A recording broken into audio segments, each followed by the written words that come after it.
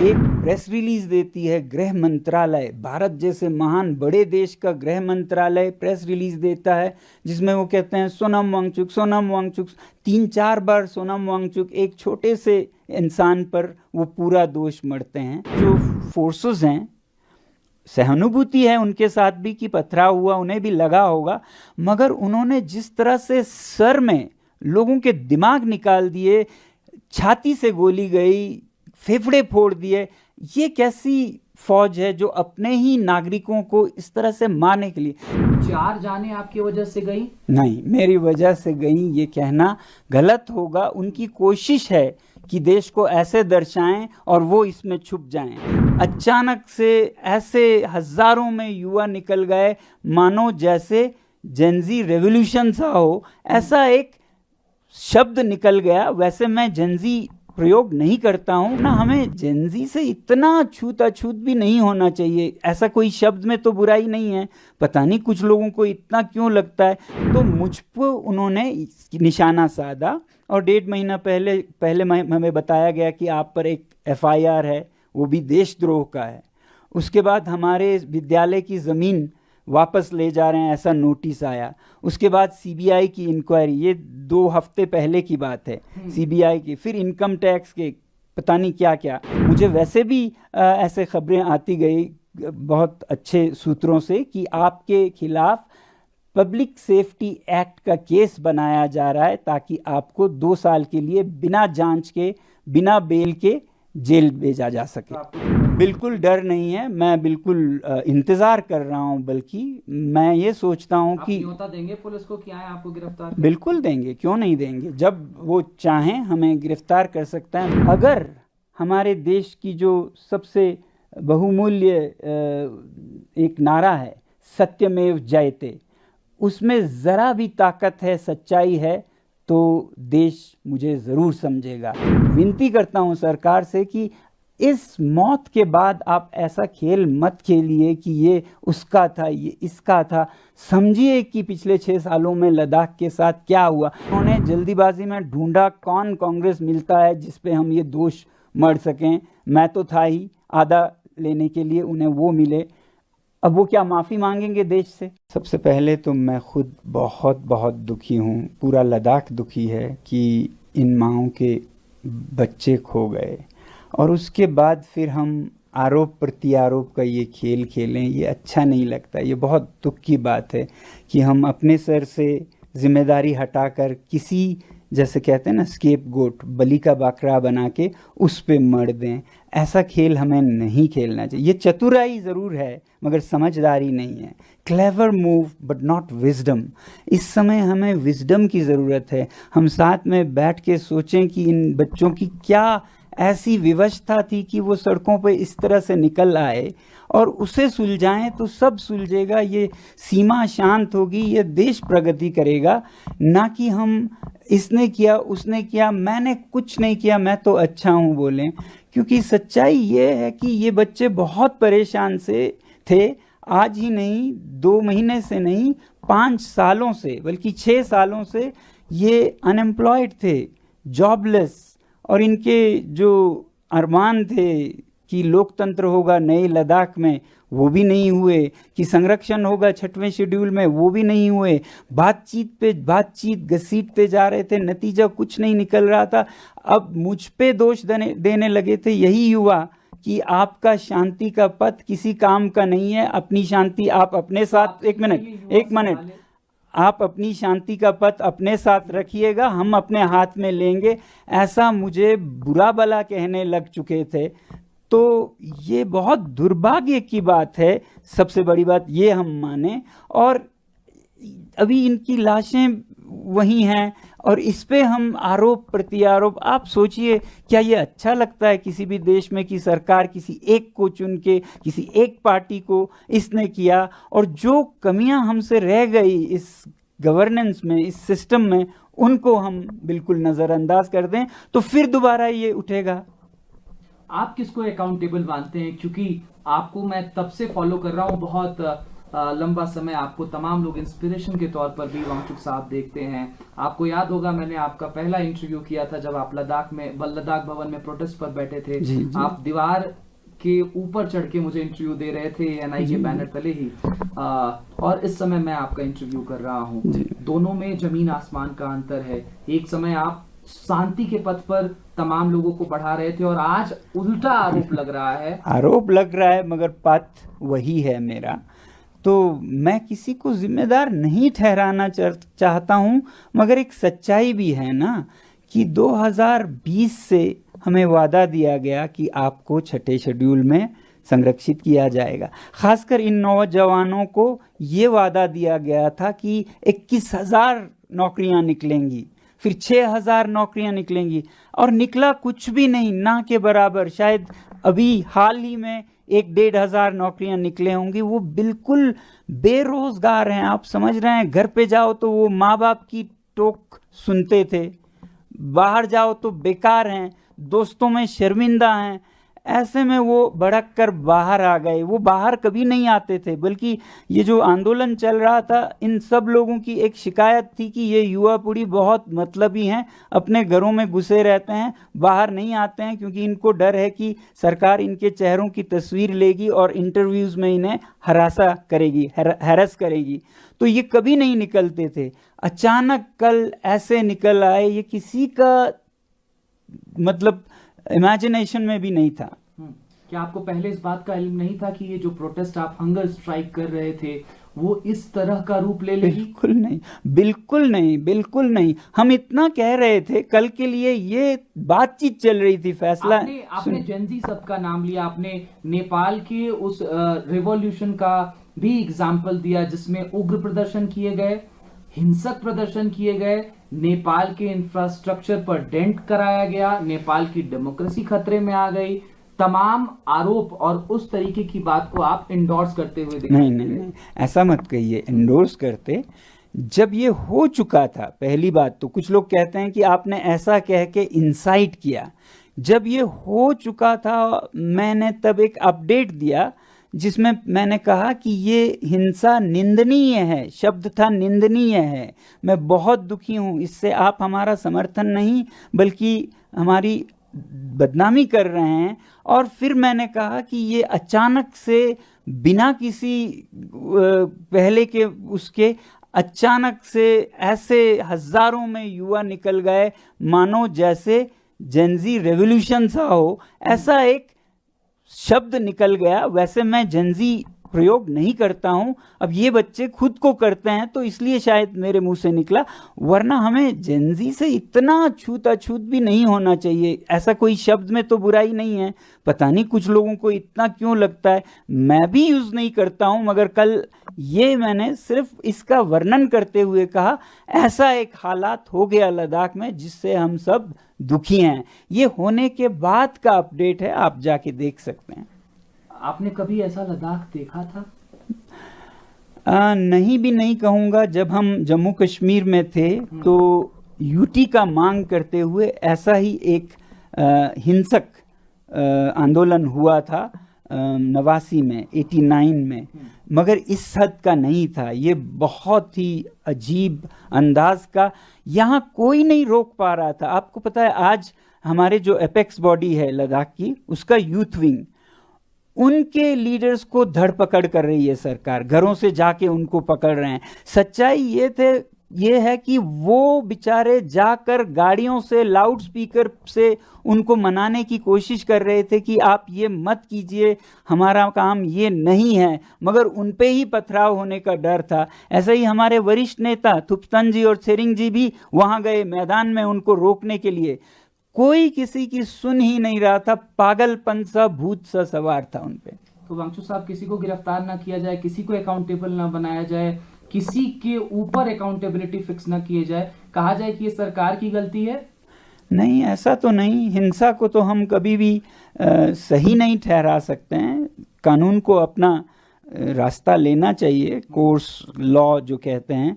तो जो गलत हैं उन्हें सज़ा होनी चाहिए, मगर साथ ही साथ मैं कहूँगा जो फोर्सेस हैं सहानुभूति है उनके साथ भी कि पथराव हुआ, उन्हें भी लगा होगा, मगर उन्होंने जिस तरह से सर में लोगों के दिमाग निकाल दिए, छाती से गोली गई, फेफड़े फोड़ दिए, ये कैसी फौज है जो अपने ही नागरिकों को इस तरह से मारने के लिए। हाँ, साधारणतः ऐसे रायट्स में आप पैरों पे गोलियां मारते हैं, और जब कभी बिल्कुल खतरा बढ़ जाए, आपकी जान पे आ जाए, तो शूटिंग ऑर्डर्स लेते हैं, तब करते हैं आप। जब आपकी जान पे आए तो आप शूट करेंगे। यहाँ तो किसी भी सैनिक दस्ते का, अर्धसैनिक दस्ते का कोई हताहत नहीं हुए, और इस तरफ से 4 और शायद 2-3 और जाएं, तो आप समझ सकते हैं कि इसमें गलत, आउट ऑफ प्रोपोर्शन फोर्स का यूज किया गया। इतना भारी, जैसे दुश्मन को आप जंग में मार रहे हैं, ऐसे अपने नागरिकों को मारना एक अच्छी सरकार की निशानी नहीं है। वांगचुक साहब, you are now saying that आपको स्केप गोट की तरह इस्तेमाल किया जा रहा है। अब आपकी एनजीओ की सीबीआई प्रोब भी स्टार्ट कर दी गई है। एलिगेशंस हैं कि फॉरेन फंडिंग मिली जो कि माल प्रैक्टिसेस के थ्रू आई। इस चीज को कैसे देख रहे हैं? और ठीक जिस तरीके से रिवॉल्यूशन हुआ कल, इतनी जाने गई, उसके ठीक बाद अगले दिन आपके खिलाफ सीबीआई जांच। जी नहीं, सीबीआई जांच अभी नहीं हुई। ठीक अगले दिन एक प्रेस रिलीज देती है गृह मंत्रालय, भारत जैसे महान बड़े देश का गृह मंत्रालय प्रेस रिलीज देता है, जिसमें वो कहते हैं सोनम वांगचुक, सोनम वांगचुक। 3-4 बार सोनम वांगचुक, एक छोटे से इंसान पर वो पूरा दोष मढ़ते हैं। तो ये एक कड़ी का हिस्सा है, ये भी कल का वाला भी एक कड़ी का हिस्सा है। ये कोई 1.5 महीना पहले शुरू हुआ, जबकि लद्दाख के जो चुनाव हैं वो 2 महीने में आने वाले थे। ये वही चुनाव है जिसमें लोग मांग कर रहे हैं कि पिछले चुनाव का वादा पूरा कीजिए अगले में जाने से पहले। पिछले चुनाव का वादा था कि आपको 6वें शेड्यूल में लाएंगे, तो अब लोग मांग कर रहे थे इसे पूरा किए बिना हम आपको नहीं जाने देंगे। उनमें से बड़ी आवाज़ मेरी थी, तो मुझ पर उन्होंने निशाना साधा, और 1.5 महीना पहले हमें बताया गया कि आप पर एक FIR है, वो भी देशद्रोह का है। उसके बाद हमारे विद्यालय की ज़मीन वापस ले जा रहे हैं, ऐसा नोटिस आया। उसके बाद सीबीआई की इंक्वायरी, ये 2 हफ्ते पहले की बात है, सीबीआई की, फिर इनकम टैक्स के, पता नहीं क्या क्या। तो सीबीआई के नोटिस में ये लिखा है कि 2022 से 24 में आपकी संस्था ने विदेशी मुद्रा ग्रहण किया, जबकि आपके पास अनुमति नहीं है, FCRA नहीं है। हमने FCRA नहीं लिया क्योंकि हमारा इरादा नहीं है विदेशों से हम भीख मांगे, ठीक है। मगर 2000, लेकिन आपने पैसे तो लिए। हाँ, अब देखिए वो क्या पैसा है। ये किसी भी यूनिवर्सिटी का सपना होगा, और जो ये यूनिवर्सिटी करने में काबिल होगी उसे पुरस्कार दिया जाएगा कि उसका ज्ञान यानी कि भारत का ज्ञान विदेशों में निर्यात हो। तो हमारे जो पैसिव सोलर हीटेड बिल्डिंग्स है जो हमने लोगों के लिए, इंडियन आर्मी के लिए बनाए, वो अफगानिस्तान में ले जाना चाहते थे संयुक्त राष्ट्र संघ, यूनाइटेड नेशंस, और उन्होंने इसके लिए हमें फीस अदा की। उसी तरह हमारे आर्टिफिशियल ग्लेशियर्स को स्विट्ज़रलैंड की एक यूनिवर्सिटी और इटली के एक संस्था चाहते थे कि ये प्रोजेक्ट्स में प्रयोग किया जाए। उसके लिए हमें ज्ञान की दक्षिणा, फीस अदा की। वो फीस बाज़ाब्ता टैक्स के साथ है। आप जब चंदा लेते हैं उस पर टैक्स नहीं लगता है। ये सर्विस एग्रीमेंट है जो आप क्या कहते हैं, इज्जतदार नॉलेज पार्टनर किसी और को नॉलेज सप्लाई करता है। तो इसको फॉरेन कंट्रीब्यूशन नहीं कहते हैं। वो भी समझ गए कि उन्होंने गलती से इसे फॉरेन कंट्रीब्यूशन माना, मगर बंद करने के बजाय अब वो 22 से 24 के बजाय 21-20 कहीं तो कुछ मिले ढूंढने लग गए। फिर हमारे जो छोटे बच्चों का विद्यालय है वहाँ चले गए, उससे मांगने लगे। ठीक है, मांगिए, आपको जो मिले ले लीजिए, मगर मैं ये कहता हूँ कि आपको ये मिलेगा कि यहाँ एक ऐसा विद्यालय है जहाँ के संस्थापक खुद अपनी जेब से विद्यालय को 1-1 करोड़ साल का देते हैं। अब उसका क्या इनाम देंगे वो, ये मैं नहीं पूछना चाहूँगा। इनकम टैक्स के समन्स आ रहे हैं, उन्हें ये नहीं पता है कि लद्दाख क्षेत्र में कोई टैक्स नहीं देता है, टैक्स माफ़ है यहाँ, फिर भी एक आदमी देता है, वो मैं हूँ, क्योंकि मैं अपना दायित्व समझता हूँ और मैं दे सकता हूँ। तो बिना ज़रूरत के टैक्स देता हूँ। कितने लोग हैं भारत में जो बिना मांगे टैक्स देते हो, उस पर इनकम टैक्स के संबंध मानो ये कह रहे हैं कि आपने क्यों टैक्स दिया।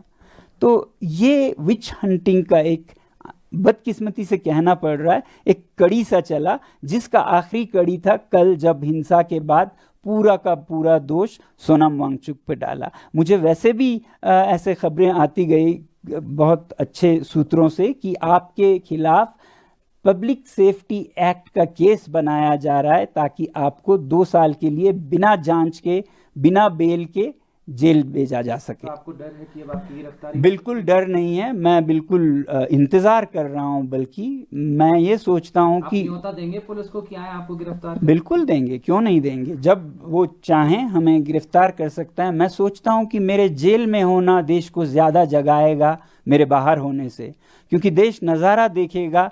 जो आदमी देश विदेश से भारत के लिए मैग्सेसे से लेके रोलेक्स अवार्ड से लेके 30 पुरस्कार लाता है, 8 तो यूनिवर्सिटीज़ के ऑनररी डॉक्टरेट्स लाता है, देश का नाम ऊंचा करता है, यहाँ के ज्ञान को निर्यात करता है और चीन जैसे देशों के खिलाफ बायकॉट चाइनीज़ प्रोडक्ट्स का मुहिम चलाता है, जो आगे ले जाके सरकार भी उसे आगे बढ़ाती है।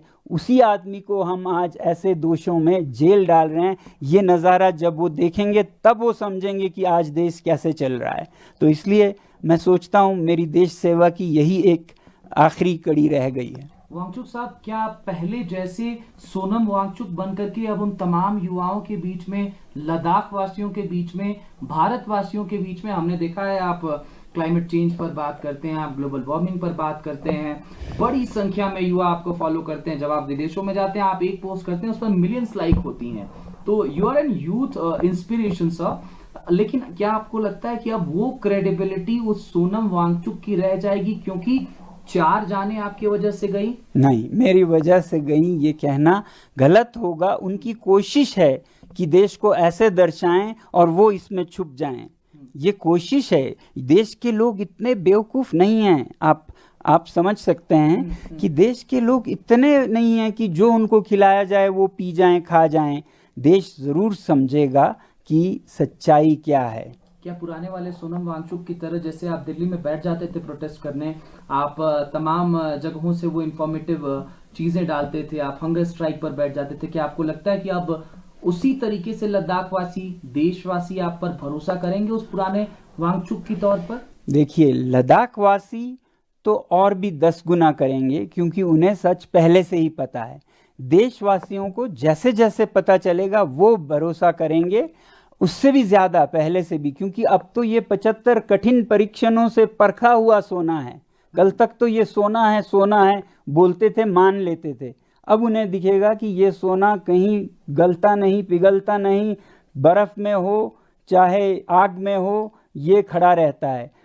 अगर हमारे देश की जो सबसे बहुमूल्य एक नारा है, सत्यमेव जयते, उसमें ज़रा भी ताकत है, सच्चाई है, तो देश मुझे ज़रूर समझेगा। अगर सत्यमेव जयते अभी भी जिंदा है तो। वांगचुक साहब, मेरा ये अंतिम सवाल रहेगा कि अब आप क्या उसी बुलंदी के तौर पर लद्दाख के पूर्ण राज्य की मांग हो, 6th स्केड्यूल की मांग हो, उसको आगे बढ़ाएंगे? क्योंकि अब हमने देखा कि इस प्रोटेस्ट को उस तरीके से लोग नहीं देख पाएंगे। तो क्या अब कल से उसी तौर पर आप लग जाएंगे? क्योंकि आपने तो हंगर स्ट्राइक भी खत्म कर दी, अब आप पर तमाम आरोप हैं। तो क्या उसी मोटिवेशन के साथ, उसी ऑप्टिमिस्टिक एटीट्यूड के साथ आप वो सारी मांगे लद्दाख के लिए कल से रखेंगे?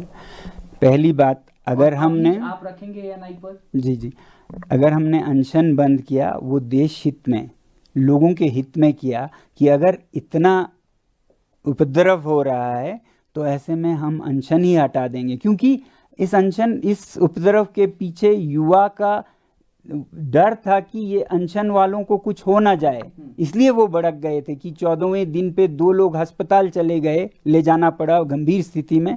तो ये डर था, तो हमने कहा कि ये अनशन ही हम हटाएंगे, आप कृपया ऐसा मत कीजिए। ये मेरा एक योगदान था कि शांति कैसे जल्दी से जल्दी लाएं। ठीक है, आगे जाने की बात है। लद्दाख के लोग तो जैसा मैंने आपको कहा सब समझते हैं। और लोगों को भी समझ आएगी।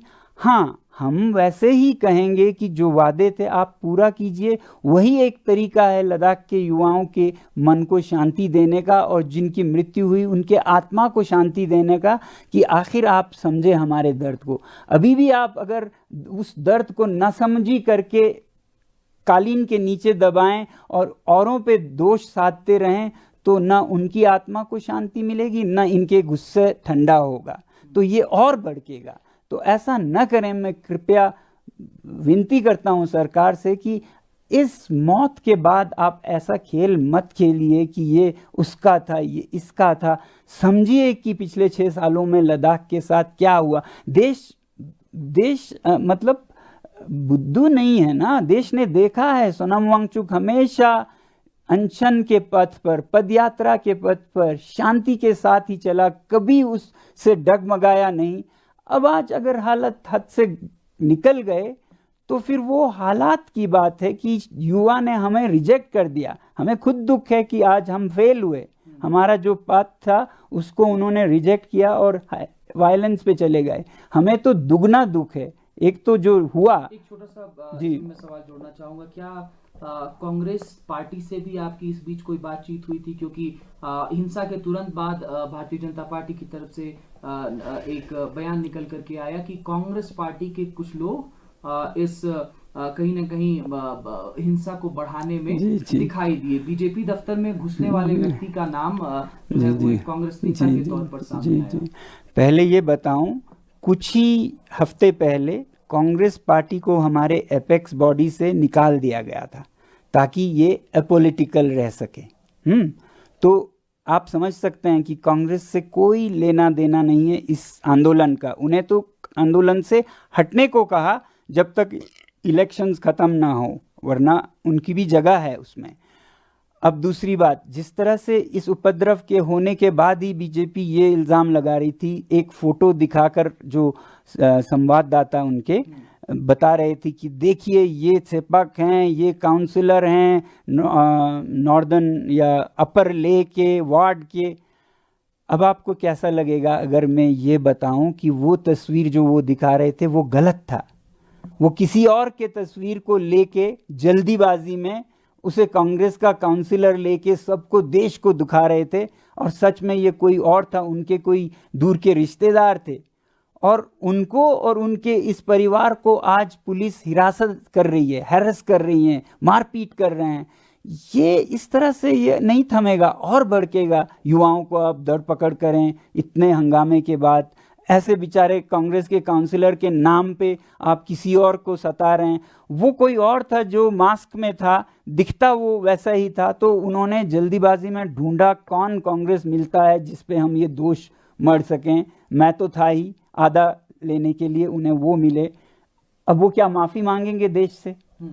क्या वो माफ़ी मांगेंगे देश से अगर वो सच में एक सच्चे प्रवक्ता हैं बीजेपी के? मैं ये उनसे पूछना चाहूँगा। आप चाहते हैं कि वो माफ़ी मांगे? अगर उन्होंने गलती की, किसी दूसरे को उन्होंने कांग्रेस का बताकर बदनाम करना चाहा, तो उन्हें मांगनी चाहिए। बहुत शुक्रिया वांगचुक साहब। हम इस दुख की घड़ी में पूरे लद्दाख वासियों के साथ खड़े हैं। हम आशा करते हैं कि लद्दाख उसी तरीके से सफेद दिखाई देगा जैसे पहले दिखाई देता था, शांति के स्वरूप में। बहुत शुक्रिया ENI के साथ जुड़ने के लिए। बहुत बहुत धन्यवाद आपका भी हमारे संदेश को देश तक पहुंचाने के लिए। जय हिंद।